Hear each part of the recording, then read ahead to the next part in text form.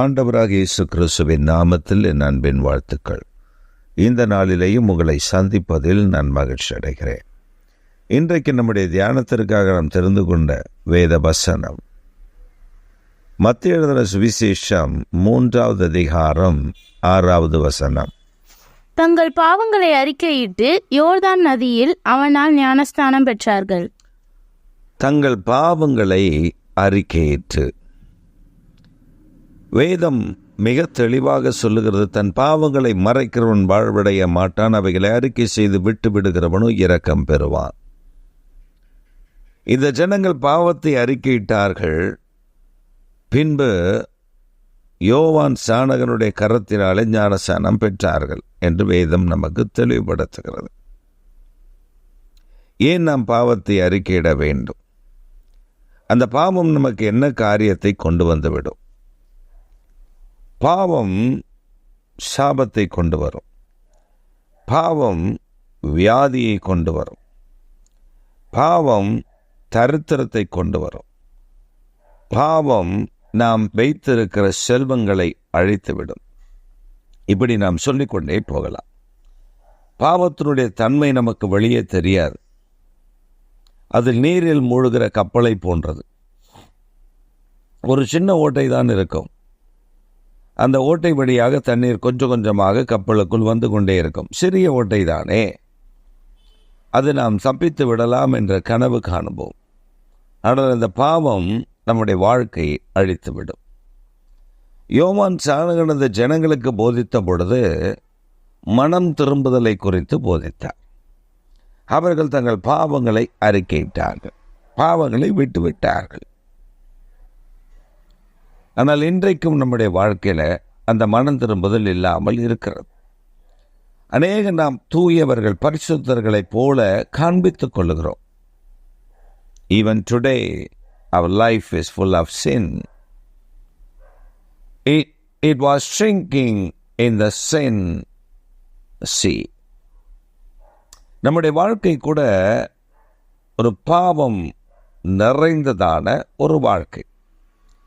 இது பாவம் என்ற கடலிலே மூழ்கி கொண்டிருக்கிறது. அது நமக்கு தெரியாமல் நாம் நம்முடைய பாவத்திற்கு சில நியாயங்களை சொல்லுவோம், சில நியாயமான காரியங்களை நாம் பேசுவோம். ஆனால் வேதம் நமக்கு ஒரு காரியத்தை தெளிவாக கற்றுக் கொடுக்கிறது. அந்த காரியம் என்ன? அந்த தெளிவு என்ன? ஒரு மனிதன் பாவத்தோடு ஜீவிக்கும் பொழுது அந்த மனிதனுடைய வாழ்க்கையில் பல தீமைகள் இருக்கும். ஆனால் அந்த மனிதன் பாவத்தை விட்டு திரும்பிவிட்டால் தேவனுடைய நன்மையும் கிருபையும் அவனை சூழ்ந்து கொள்ளும்.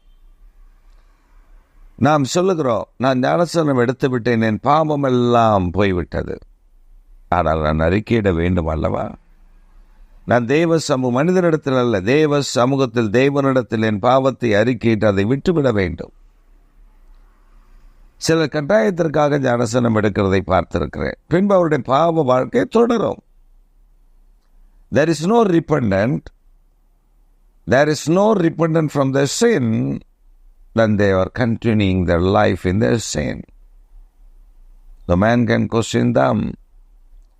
அவர்கள் மனம் திரும்பாததுனால, மனம் திரும்புகிற காரியம் அவர்களுக்குள்ள இல்லாதனால பாவத்தில் இருக்கிறார்கள். அவர்களை ஒருவரும் கேள்வி கேட்டுவிட முடியாது. காரணம், நான் ஞானஸ்நானம் எடுத்து விட்டேன் என்று சொல்வார்கள். They have to confess their sin before God.